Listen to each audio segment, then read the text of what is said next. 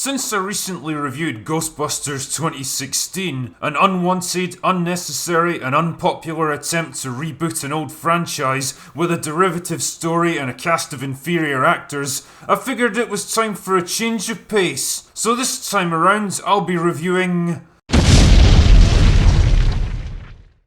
Oh. The Men in Black series was a goofy and occasionally entertaining trilogy that kicked off in the late 90s, making the most of Will Smith's star power and natural flair for comedy, and Tommy Lee Jones's craggy old face to create a quirky sci-fi action comedy that was fun and unique. It didn't exactly demand much from the viewer, but it was decent escapist entertainment, I guess. But all good things have to come to an end, and by the time the third movie was done, people were pretty happy to leave it there. Not Sony though, because there's no such thing as a dead franchise to them, just bloated, decaying corpses waiting to be jolted back into a horrifying state of quasi-life. Which brings us neatly along to Men in Black International, a pointless, half-hearted, and ultimately doomed attempt to reboot the Men in Black series for a new generation of fans. Even though Men in Black 3 only came out like 7 years earlier. Shit man, I've got underwear that's older than that. Nah, whatever. The upshot here is that the film's shit. It's boring, unimaginative, lackluster, low effort, and basically a waste of a mostly talented cast. Getting through it so I could do this review was an absolute fucking chore that genuinely made me question why I even do this stuff. Oh yeah, drinking money. Anyway, suits up and let's begin. The movie kicks off with a little kid named Molly who sees an alien one night, but then the Men in Black show up and neuralize her parents so they forget about the whole thing. However, they don't bother to do it on Molly because, well, her parents claim that she's sleeping, even though she's literally standing at her bedroom window in plain view with the light on, directly overlooking the street where they're standing. Like, all they have to do is glance up and they'd totally see her. You'd think they would go up and check and maybe neuralize her anyway, just in case. But nah, the script needs the rest of the plot to happen. So flash forward 20 years and Molly's grown up into Tessa Thompson and she's dedicated her entire life to finding the Men in Black because she really wants to work for them. What the fuck? Why would you want to work for the same people who brainwashed your parents? You know absolutely nothing about them, their motivations or their ultimate goal. For all you know, they could be part of a conspiracy to pave the way for an alien invasion. They might be plotting the destruction of the entire human race. Fuck's sake. So she hacks the Hubble Space Telescope because that's the thing you can totally do without anyone noticing, and she uses it to track an alien spacecraft that enters the solar system and lands a few blocks away from her office. Wow, lucky it was only a quick taxi ride away and not the middle of Siberia or the Afghan mountains or fucking Methil. It's shite being Scottish! Writing is pretty easy when your entire plot is founded on convenience. So she goes to the landing site and follows an alien back to the Men in Black headquarters and tries to sneak in, but she gets captured because apparently they're not complete idiots. That's when she meets the woman in black and asks to sign up because she's got no friends or family or interests or goals of any kind outside of this one objective. What's a fascinating character. Literally, her only reason for existing is to join an organization she knows almost nothing about. Not a great plan. And what's even better is that head woman in black says yes. Well, that's it. She doesn't need any kind of training or detailed assessment. She doesn't need to be vetted in some way to make sure she's a viable candidate. I mean, I guess she's demonstrated initiative to make it this far, but is that really all it takes to be given one of the most important jobs on the planet? Also, isn't this kind of bad from a character development point of view? Like, you're not going to show her being put through her paces, or working hard, or struggling to pass the tests needed to make the cut? In other words, earning the right to be where she is? Like, all she has to do is ask for the job and that's it? What's a great message to send to your audience? Rey Skywalker.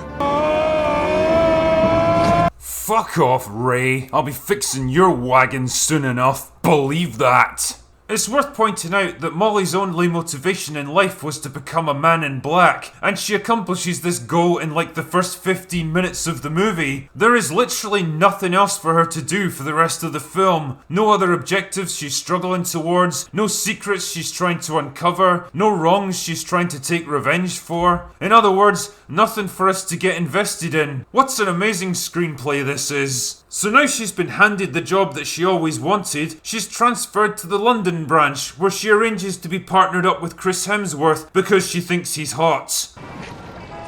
More amazing character motivation right there. Chris Hemsworth was involved in a mission a couple of years ago that fought off an alien invasion by a race called the Hive, and since then, he's become a devil-may-care renegade that plays by his own rules. So their first mission is to meet an alien in a nightclub for some reason, and the whole scene goes on for about 10 minutes longer than it should, and features an awful lot of dancing that I totally didn't care about. What is it with Sony movies and pointless dance scenes? Until a pair of alien assassins kill him and he passes a bullshit MacGuffin to Molly for safekeeping. Head agent Liam Neeson is mad about this, and he's worried there might be a mole within the Men in Black, so he transfers Chris Hemsworth to desk duty while they investigate it. But he's like, nah, it'll be fine, so he persuades Molly to go with him to Marrakesh to follow another lead. Why Marrakesh? Because the film's called Men in Black International, which basically means the script jumps to as many exotic locations as possible to try to distract you from the fact that none of it makes sense. Don't try to use that brain of yours, just enjoy the beautiful people and the lovely scenery. Like in this scene where Molly makes a point of neuralizing everyone around them because they saw them riding an alien space bike, but like 3 seconds later they're riding through the streets in front of hundreds of people and she totally doesn't give a shit. It was totally worth it for that gag though. Anyway, they get cornered by a Men in Black team that's been sent to bring them in, so they escape on the alien space bike and teleport into the beautiful exotic desert. That's where the bullshit MacGuffin falls into the hands of an alien arms dealer, which forces them to go after it. What are the odds that she'll be living in another gorgeous exotic location?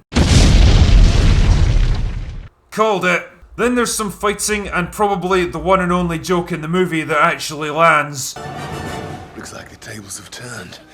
Oh, that was an incredible catch. Referencing another better Chris Hemsworth movie, eh? Not sure that's a comparison you want to invite, Men in Black. Anyway, Molly wins her fight against the arms dealer, but her alien bodyguard has them at gunpoint, until Molly remembers that he's the very same alien she protected 20 years earlier. Wow, what are the odds, eh? Again, isn't it great when your entire script is based around a series of insane coincidences? That way you don't have to think of smart ways to move the plot along. So because the alien bodyguard remembers her, that's enough to make him turn against his employer and help them to escape. Holy shit, this guy's your bodyguard? Someone who literally turned traitor for a person he met for all of 5 minutes like 2 decades earlier? Not exactly a great judge of character, are you? Anyway, they recover the bullshit MacGuffin and head back to base for a hero's welcome, courtesy of Liam Neeson. But all is not as it seems when Molly figures out that Chris Hemsworth got neuralized himself after his famous mission a couple of years ago, and that the real traitor is actually Liam Neeson. Wow, lucky she's around to make these insane leaps of deductive logic, eh? Because, you know, why have her piece together important clues that have been peppered throughout the screenplay when you can just have her snap to her conclusion immediately? I think I can smell shite. So they go to Paris to stop Liam Neeson because exotic locations, and we discover that he's actually an alien imposter working for the Hive. And because this movie has absolutely nothing approaching original ideas, he plans to open a sky portal to his homeworld, allowing the rest of the Hive to come through and invade Earth. But then Molly turns the MacGuffin into a big gun and blows him up, and that's the end of the movie. Flush me, Jay, flush me. I'd be like, no. What's a pointless waste of $100 million this was? Like, do you have any idea how many dances I could get from Tatiana for that kind of money? Well, I'll tell you one thing they didn't waste money on, and that was the CGI. Apart from Justice League, this movie genuinely has some of the cheapest, ugliest, most unconvincing special effects I've seen in years. Jesus, it makes Black Panther look like a visual masterpiece. The plot meanders from place to place with no sense of pace or urgency. There's no feeling that it's building up to anything significant, or the characters are up against a time limit or a resource constraint, or that anyone's particularly concerned about anything that's happening. Basically, it all centers around recovering the bullshit MacGuffin that can blow stuff up. There's a lot of busy work where they find it, then they lose it again by the most contrived means possible, then they have to go and get it again. Basically, it's a flimsy excuse to bounce from exotic location to exotic location, and I guess you're not really supposed to think about why you're there or what's even going on. There's a subplot about a mole within the Men in Black, but if you don't figure out the truth within the first half hour, then you're dumber than a character from The Last Jedi. Speaking of characters, there's absolutely nothing in the way of development from Molly or Hemsworth. Molly's basically just along for the ride, reacting to stuff as it happens. She's not striving towards a larger goal that we can get behind.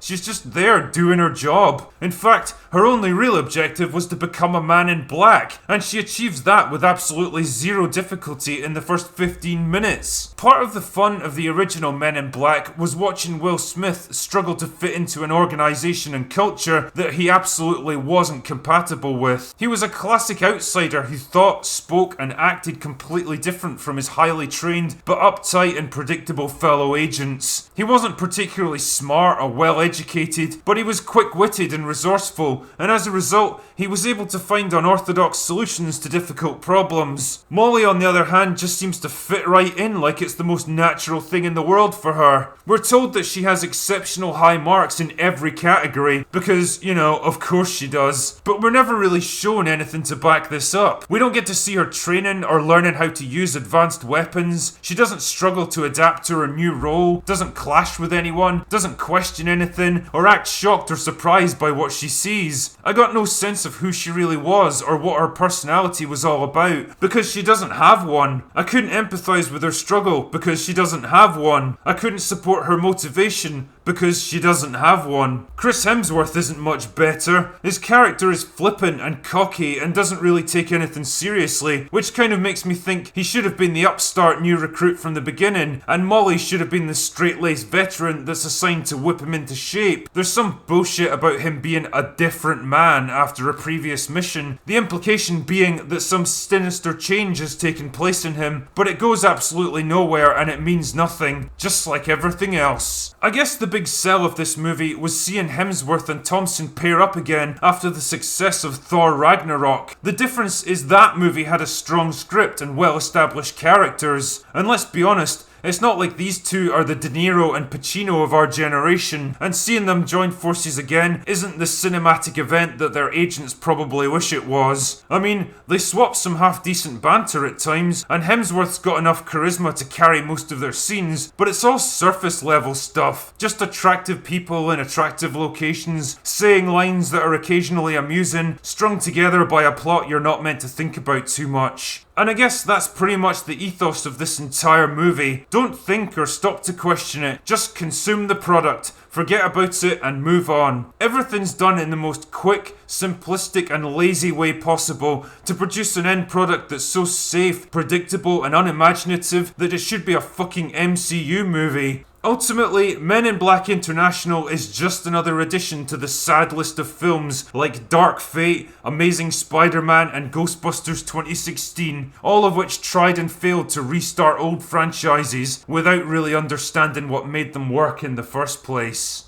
Anyway, that's all I've got today. Go away now.